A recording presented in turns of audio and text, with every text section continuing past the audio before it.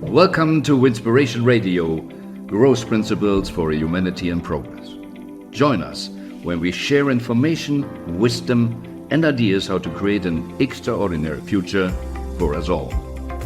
The future is open. We together decide what will be in it. 20 years ago, I was in the kind of height of success, earning a lot of money, using private planes and traveling around the world. But with all the outside success, I was not totally happy inside. It happened to be in Australia. I was there and a business partner connected me to one person, and we spent a day on Hamilton Island, and he was working with me on the process, what we called finding your purpose. And he was, at that time, I started at least to be the on-purpose consultant. He was in the university, academics professor before, and changed his life. And with this process, this day, he changed tremendously my life. Out of success outside and inside kind of depression, he gave me the meaning of my life, or made me aware. He didn't give it me, we discovered. From there on, I also created then for us in Europe the purpose-finding process, and it was everything different in my life. My purpose, creating awareness. His purpose, we will hear it in this session, is igniting enthusiasm. And he wrote a book, Broken to Whole. Sounds very strange, but you will understand when you listen to him. 20 years later, now we connect the first time here in Zoom. Recently, 3 years ago, he was diagnosed with 4-stage cancer, and really also another possibility to stay in love. And the doctor said 3 months. Now, 3 years later, we're doing the interview. It is possible if you live your true alignment and change a lot of things in the world. And live your true meaning, your really life purpose. So for me, it was very touching. And I like that you listen to Edward Gifford, a man with tremendous experience in this purpose work, and really wise because he lived it. He not just mentally, intellectually learned it. He went through, and he is really an inspiration.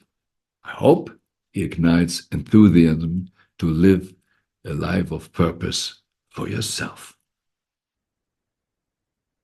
Oh, Edward, it's so great talking with you. We're just thinking what was the last time we met. I guess it's around 20 years ago. And wow. You changed my life, or the day with you, the insights on purpose changed a lot of my life. And I have it more focus on purpose. But 20 years gone, and I know you dived deeper into it. You wrote a book with an interesting title, Broke. I'm happy that we can talk and that you please share a little bit more of the insights and the more depths you experienced in the last 20 years.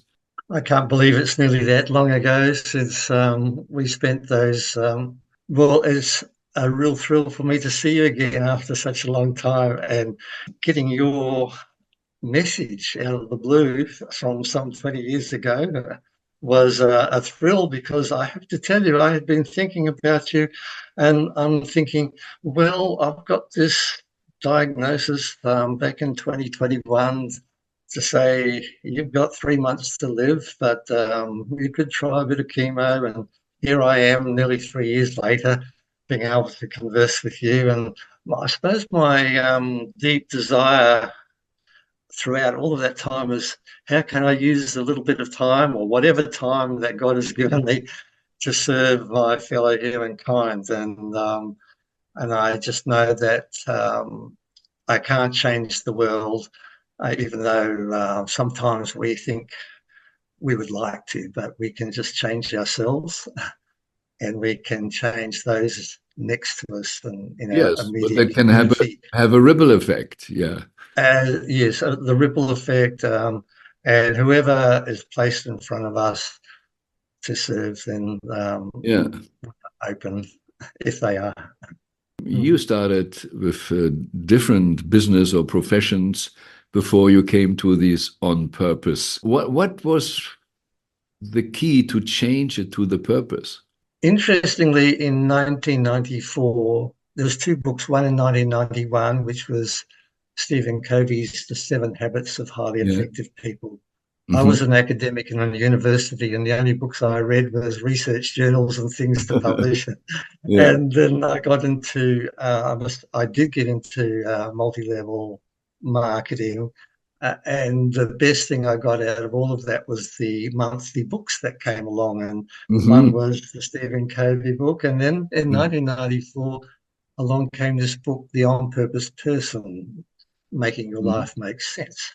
And it's Mm-hmm. by Kevin W. McCarthy from the Mm-hmm. States. Mm-hmm. And sometimes, you think a book that has been written just for you because you are ready to receive the message at Yeah. that time. And Yeah.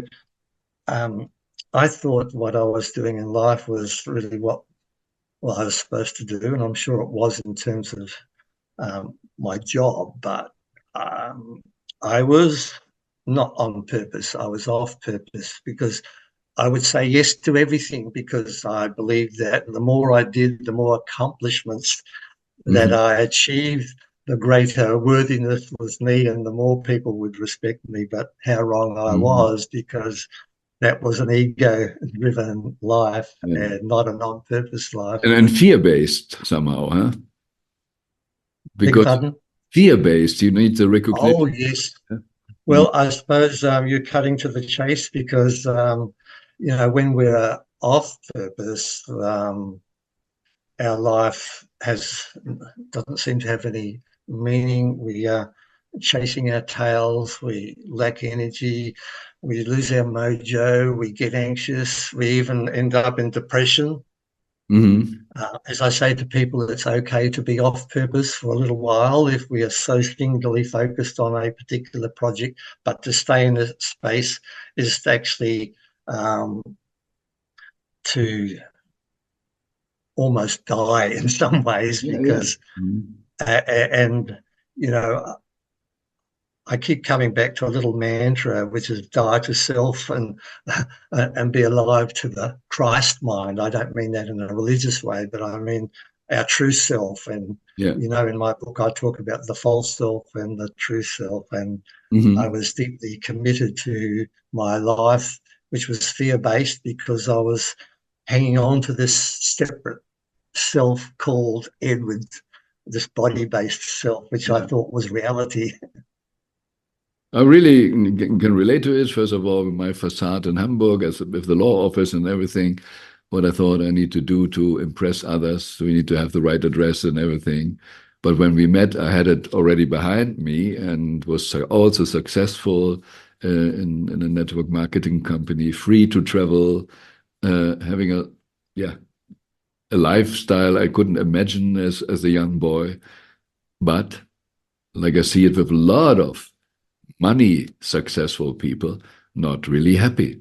I do have to thank Kevin McCarthy for the simplicity of his definition, and he very, very clearly, and I clearly differentiate between purpose, mission, vision, Yeah. and values. And purpose is our reason for being. It's why we are on planet Earth. Vision is how we see ourselves in the future and what the picture we have in our mind. Mission is our hands and our feet, what we're doing to bring about our vision, which is anchored in our Yeah. purpose. Yeah. And the values, of course, are what we choose to live by day. But let me just bring those together with a demonstration of our body. So purpose is to do with our heart and its being, and being can't be out there. Being is here inside of us all. Whereas vision is also in our mind's eye, but then we see it out into the future. So that is about seeing, purpose is about being, and vision is about seeing. Mission is our hands and our feet. It's what we're going to do, either tomorrow or in the near future, to bring about that vision that we have, which is still anchored in this lovely umbrella called our purpose. And of course, the values are our stomach and our throat. And I don't know about you, but if you violate your values, or I get this awful churn in my stomach, and some people's throat starts to constrict and they cough. And so the thing is about part of being on purpose is an alignment between our purpose and our vision and our missions and our values. So one's about being, vision about seeing, missions about doing, and values about choosing. Here's the big thing. It might be a big call, but we only ever have one purpose. And I believe we're born with it, but a lot of us are not aware of it. And so my role in life is to be able to help people make the unconscious conscious. I serve the world by creating awareness. And finally, I named my consulting company also Awareness. With the purpose, you say also, we here in Germany also, we have this problem with the purpose word, or a lot in America also I learned purpose is take 3 days, sit down, think about something, write it down, and then you have a purpose in life. But for me, that's more a vision idea. Yes. And not really, and what you said, what never changed the purpose in this way, we call it today, is the true essence. Vision is not only what you see, the vision is if you really live your purpose. And what I've encouraged through the work of McCarthy was to get 2 words. And the first word is an ing word, because purpose is being, and becoming. It's eternal. And the second word, the strongest word, is the object. And your ing word, or gerund, as they call it in English, was creating. What a powerful word is that. And then creating awareness. Now take the word like potential, creating potential. Some have maximizing potential. Mine is igniting enthusiasm. I must say I had real trouble over 3 months trying to come up. I remember them, and you can write them, on a postcard, and you don't have to remember a great 3 paragraphs or something, and you can remember that. And sometimes we forget. There are clients of mine over the time, I come back 6 months later and say, tell me about your purpose. And they say, Edward, I've forgotten what those words were. That's an interesting point, because you see, it was something out there. Even at the time, they got very excited and very enthusiastic. They say, yes, that's me. But then when everything's going along nicely in life and there's nothing that's going wrong, we think, we can sail along ourselves, and all of a sudden, bang, we hit a Mack truck, and those people who forget these magical 2 words are not ready to go on a spiritual journey, because those 2 words happen to name your spiritual DNA. In my case, creating and awareness. And we came also to this by whatever kind of going deeper and deeper, checking my life or whatever, what is it, to find it. I call also purpose finding and not purpose definition, because the essence is there. I did a lot of other profiles, and always in the end comes out, I'm a creator.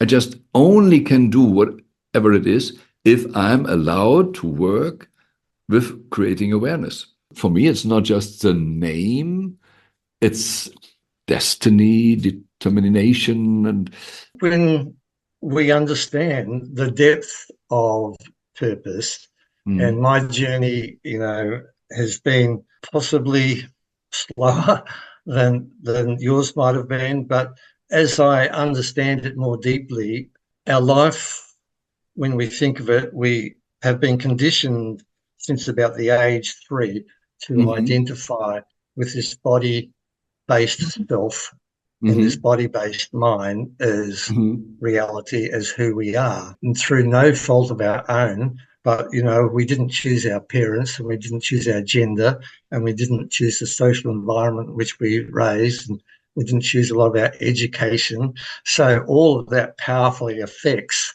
our values and our belief systems and our conditioning. It's no wonder that we think that this separate body-based self, which there must be something like 9 billion in the world of all these little separated selves, if, in a sense, the ego will do anything in its power to protect itself. And that's why we have this almost perceived duality of fear and love. And fear is to do with separateness and the preservation of the egoic self. Yeah. And love, in the broadest concept, is to do with our oneness and our true essence, or our core, or we were created by love for love.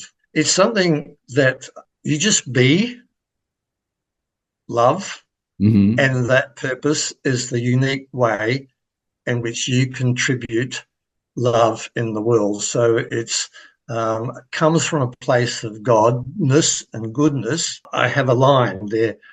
Below the line is fear, and above the line is love. And purpose can only come from a place of love.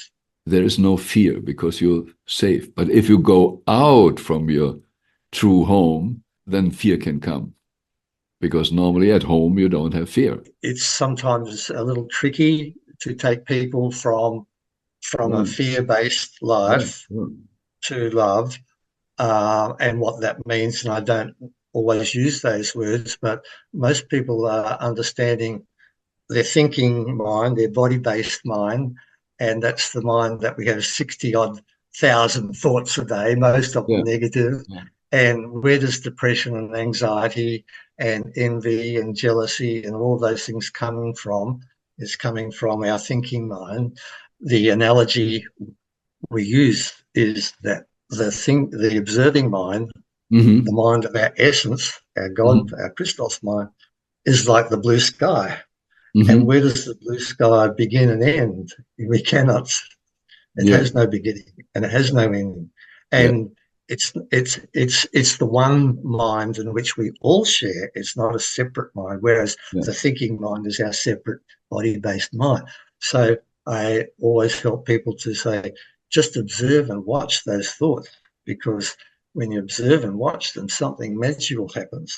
But if you don't observe and watch and notice them, but you attach to them, that's all the source of your great unhappiness and your suffering. Because if you're thinking negative thoughts and you attach to them, guess what? You spiral down into negativity and you become them. Yeah, when we come on planet Earth, most parents don't know it really. And we were trained in going in the trap, because you say it's a separation.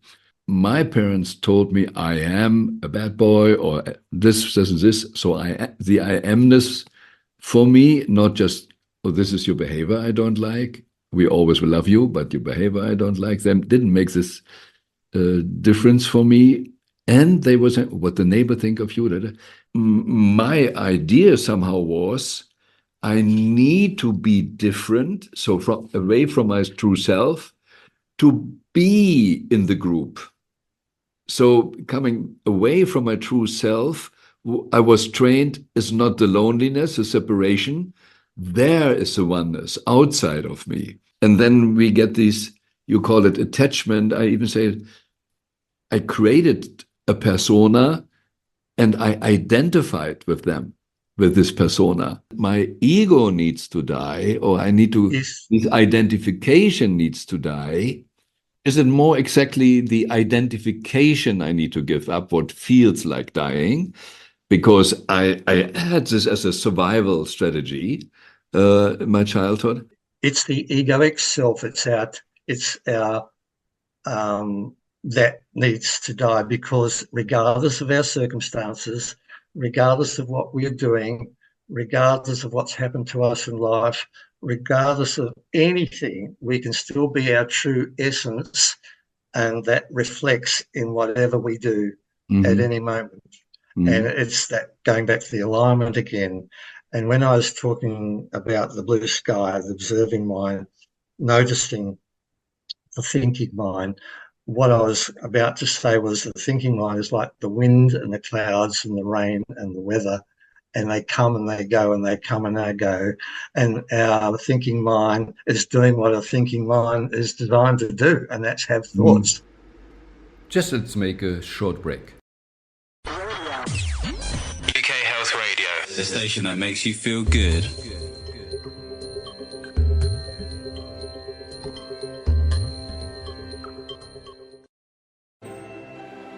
If optimising your health and well-being is on your to-do list, then let Revive Active, Ireland's #1 supplement brand, help you put back what life takes out.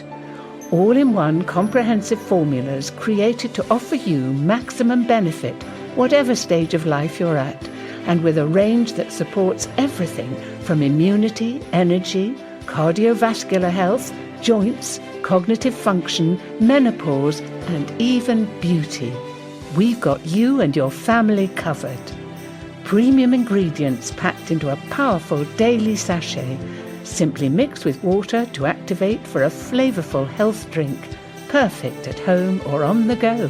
Revive Active, available at selected Holland & Barrett stores, Well pharmacies, and online at Amazon and reviveactive.com. Super supplements for a super you. Nature's Medicine for Modern Living, a people and plants dialogue hosted by Sophie.health. At Sophie, we bring together experts and voices who rarely cross paths.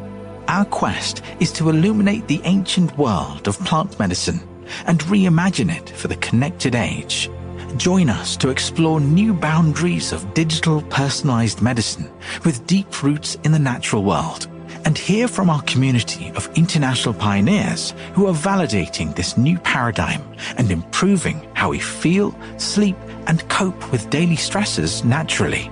Sophie.health, reconnecting people and plants. Once upon a time, human slavery was just a fact of life. Right now, animal abuse is often considered normal. In time, it won't be. Animal Aid campaigns peacefully against all forms of animal abuse and promotes cruelty-free living. Check out animalaid.org.uk. It's time for a kinder world. UK Health Radio, the station that makes you feel good.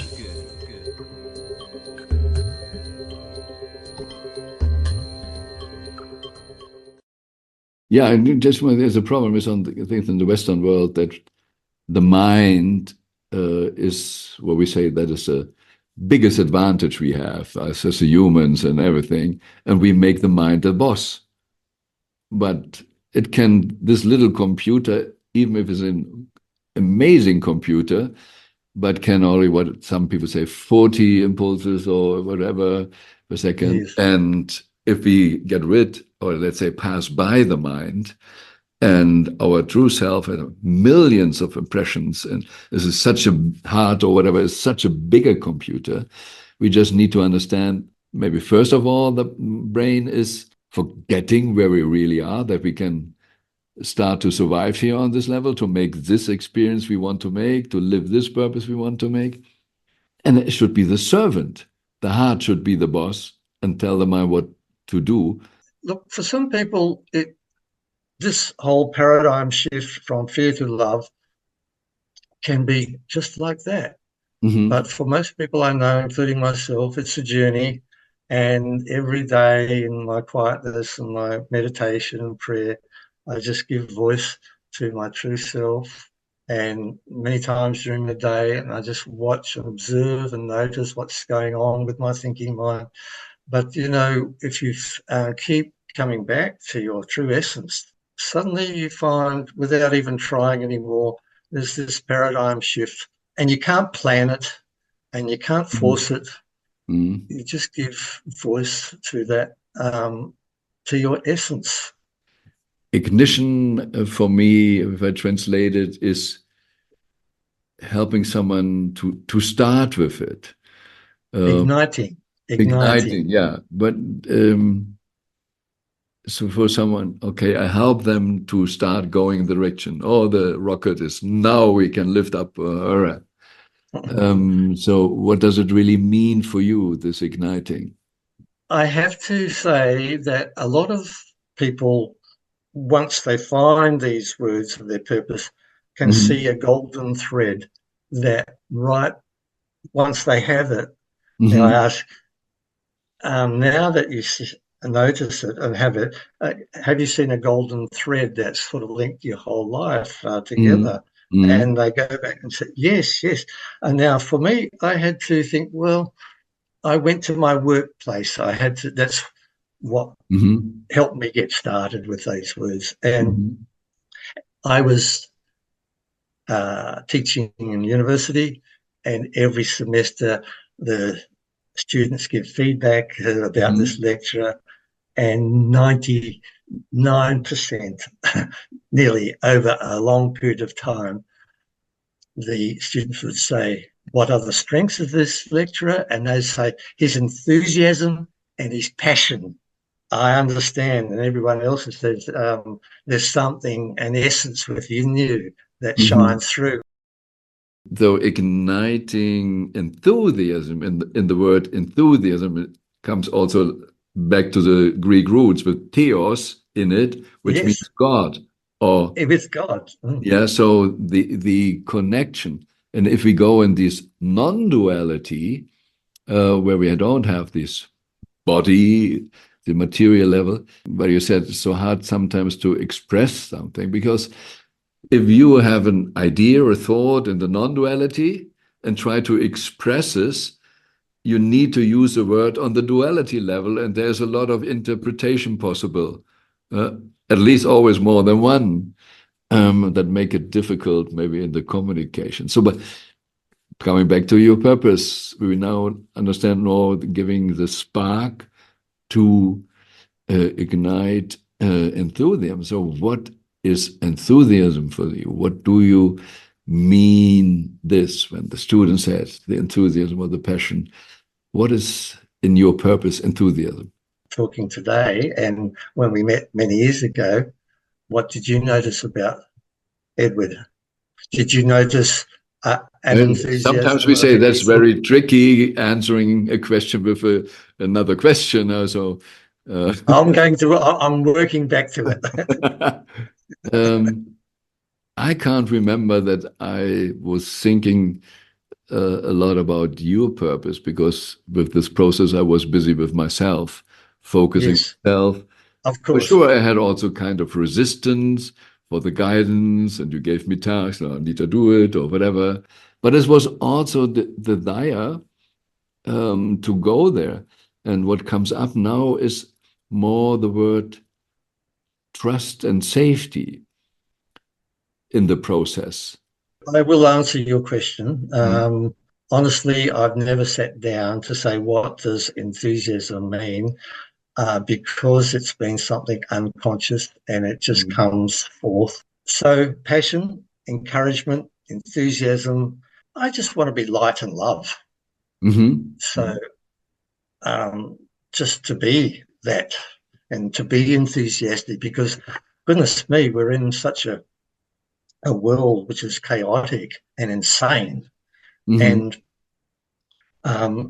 people say, well, what do we do in this chaotic and an insane world? And I just said, just be love and be your own purpose for yourself, and then make a difference to those who are around you who are ready for you. Our circle of influence starts with ourselves. Yeah, because that's the only way to stop the bombs. The more people in love, the less bombs we have. Yeah. Even Jung said many years ago, what an illusion to think you can change the world without first having changed yourself. Yes. And that's where it all starts. And it would be easy to catastrophize and say, oh, this world is terrible and it's an absolute shambles and all the suffering that's going on and these poor people. And we actually get sucked up into this fear-based paradigm. And that's when we have to stop and give voice to our essence and say, you know, who am I really? By nature, I am love. And that means to give love to yourself first and then to those around you, and just be your purpose. Yeah, and this, we come back to the wording, what irritates or leads in the wrong direction. It's not about changing the world, because the planet is okay. Yep. It's about that the people change. Absolutely. But as long we say the world should change, we are not really aware that we should change. And I want to have more awareness, because I started here our talk with, what deeper insights you got over 20 years. So when we met 20 years ago, and what is it what you said? I got a deeper understanding. You work with, let's say, just private people, business people. So what changed in your insight over the 20 years? Or not changed is not the right word, developed or whatever. It's the transformation. It's the transformation from fear to love. Mm-hmm. It's one of the metaphors about staying on purpose. If I remember, you know, we used to encourage people to have a metaphor that would keep you on track, that keep you on purpose. And we talk about the lighthouse or the anchor and things like that. But they're out there, and the lighthouse has to be in here, not out there. And the anchor has to be in here, you know, not at the bottom of the ocean. And I suppose my own spiritual journey is the shift from fear to love journey we ever have to make. And I talk about we have the big choice in life, one choice we're on this planet for, and I think that is our greater purpose. And our greater purpose of being on planet Earth is to make the choice of a fear-based life, ego-driven life, a separate self, to oneness, to a life of love in the biggest sense of the word. And that might sound so simple, but I've taken a lifetime to create this ego. You know, no one else has done it. I've done it. And to let go of that, I'm in a place now, and it might be heightened by my present medical condition, I'm not sure, but why wouldn't you want to be where peace and joy is? I grew up in a family, or especially with my dad, when I had too much joy, he couldn't stand it. So he always were making stress when I had too much joy. So I really took me years to realize that I'm avoiding the place of love, and because I go, then I get stress again. And in my case, transformation can be really painful. Like if you created a pattern, what is a survival strategy? And to give up the survival strategy brings you emotionally to the point of dying. And we want to avoid that. So we keep holding. Recently, I changed something here in the office, and there was a box, there was things 3, 4, 5 years. I never looked into it. But thinking, can I throw it away? No, I can't throw it away. Maybe one day for the last 5 years, you didn't use it. No, I need to hold on to it. And I said, oh God, if this is already difficult, how difficult is it to get rid of the ego I invested 50 years? Huh? Just let's have a short break. UK Health Radio, the station that makes you feel good.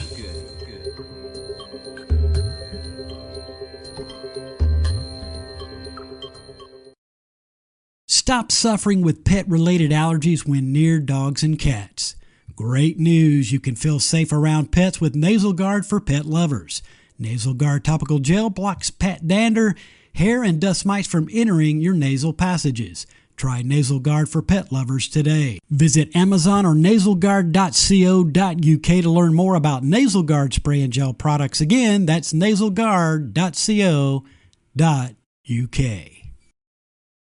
Apples and pears, beef and skittles, cider with Rosie, common or garden, ant and deck, fish and chips, mum and dad, UK Health Radio and Health Triangle magazine.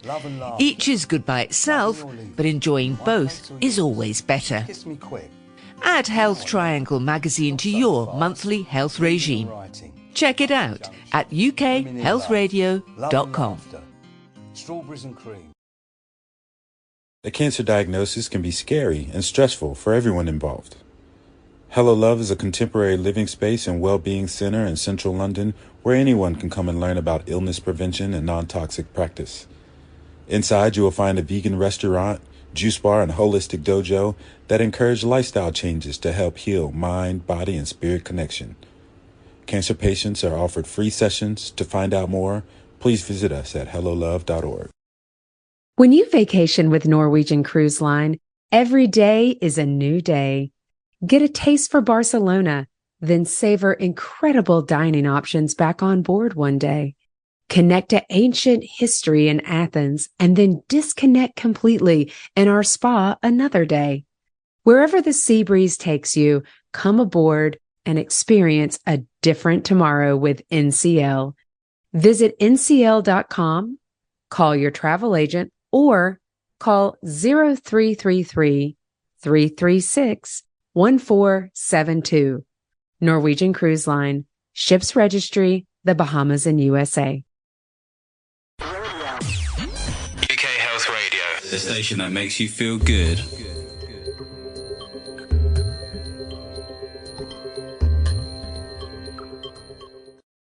Your development over the 20 years, and sure, I guess with every person, everybody is different. You get more in depth.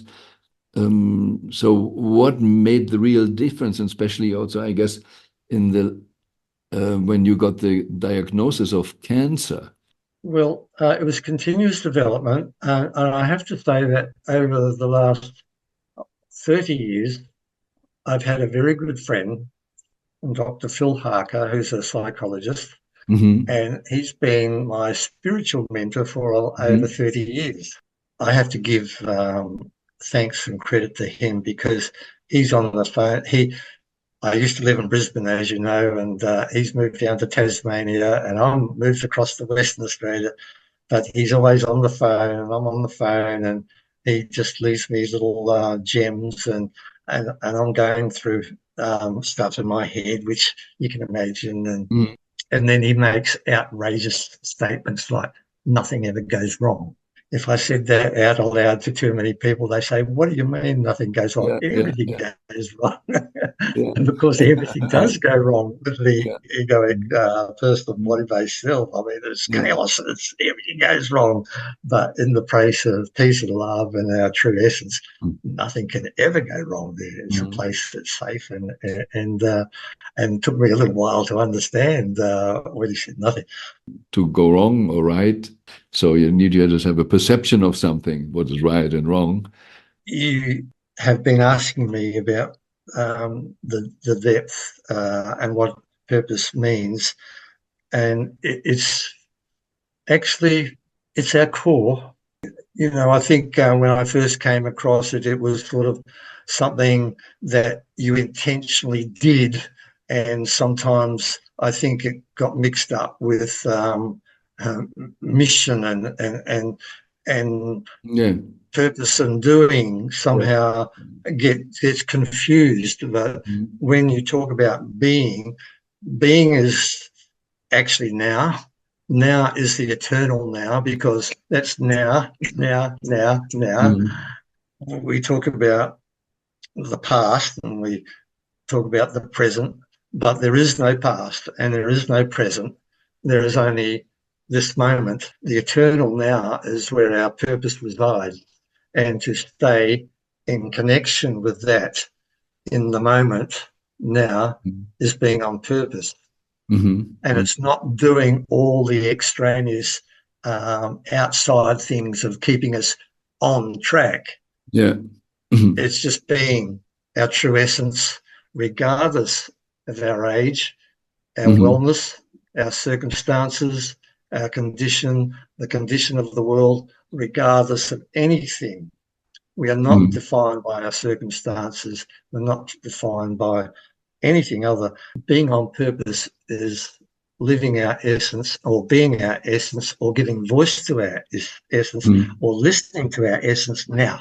If you just imagine my soul could jump from one planet to the other, or let's say today I decide to live on Earth and tomorrow I go there, or in the afternoon I will be on Jupiter or whatever different planets, I don't know.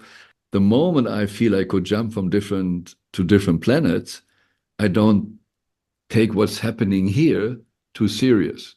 What changed when you got the diagnosis of cancer for you? My wife and I hugged each other.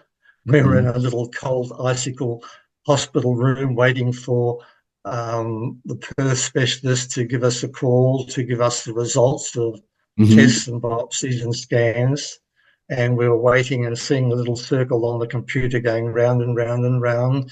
And we were waiting for over an hour. And then this lady came on, a doctor I had never seen in my life before. And she said, "We have the results. You have stage 4 pancreatic cancer. It's incurable." And I said, "How long do I have?" She said, "Maybe 3 months." And then when she left, my wife and I hugged each other, and this is a long answer to your question, and we cried, contacted our children, our 2 children who are adults. One's about to be 50 and one's 52. And my son, he cried and cried and cried over the phone as an adult, and he said sorry later. I said, "Don't be sorry." So what changed? I felt an immediate calmness and immediate peace, and I said to Angela, "Don't worry." I said, "It's all going to be absolutely okay. I'm at peace." And I had experienced complete and utter peace until I started to get really better. Can you believe it? This is September 21 I'm talking about. And July, August 22, my CA19-9, which is the pancreatic cancer count, was 24,000 when they told me that day, and it had come down to 23, which was in the normal range. And my oncologist couldn't believe it. No one could believe it. And I'm thinking, oh, this is quite nice being alive. Oh, I'm enjoying this. And I noticed that my ego started to kick in, rise itself. And guess what? I then got fearful. Everything was going okay. I think what was happening is the egoic self started to rise its head, and I started to be fearful it wouldn't stay like that, that it would come back. And sure enough, it did.